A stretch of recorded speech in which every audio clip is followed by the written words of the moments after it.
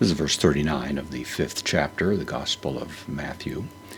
We're in the midst of Jesus dealing with the subject of compensatory damages generally, and now he moves to a slightly different topic, which is certainly related, which has to do with retaliation and the New Testament principle in general that Christians are not called to retaliate or take revenge. And probably the most famous classic expression of this is what we find here with Jesus. So ego, this is the first person pronoun, I. He's responding, of course, to the eye for the eye, tooth for the tooth saying that comes down from Moses, among others. Hammurabi has a similar rule here.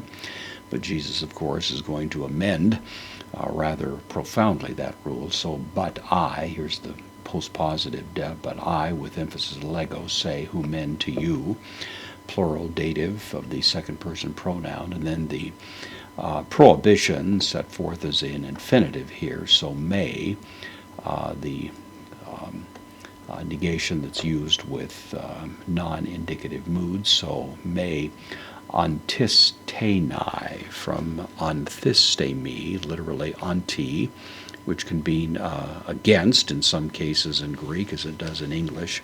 Histemi means to stand, so do not stand against would be the idea. So I say to you not to stand against.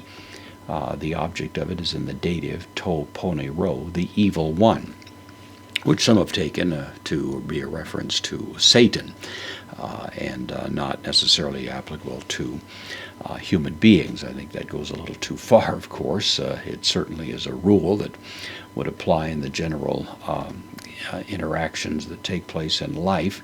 It's basically a principle standing for the idea that we are not called to retaliate, to take revenge, to try to get even, as the saying goes. So do not take a stand against the evil one. And then in sharp contrast to it, Allah, hostis, this is a relative pronoun. It means whoever, whoever, se, the direct object of rapidze.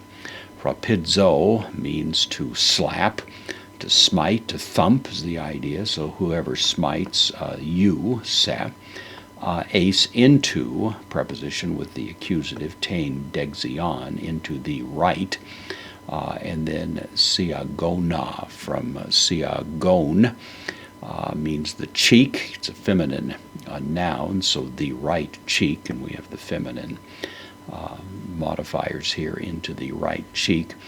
Some manuscripts added su, of you, second person possessive pronoun. Strepsone, this is the imperative, from strepho, to turn. Second person singular, aorist, active imperative, turn, auto, to him. The dative singular masculine, also, kai, tain, alain, the other cheek. So, which is the principle. Of course, in the New Testament, we don't find this rule is followed slavishly.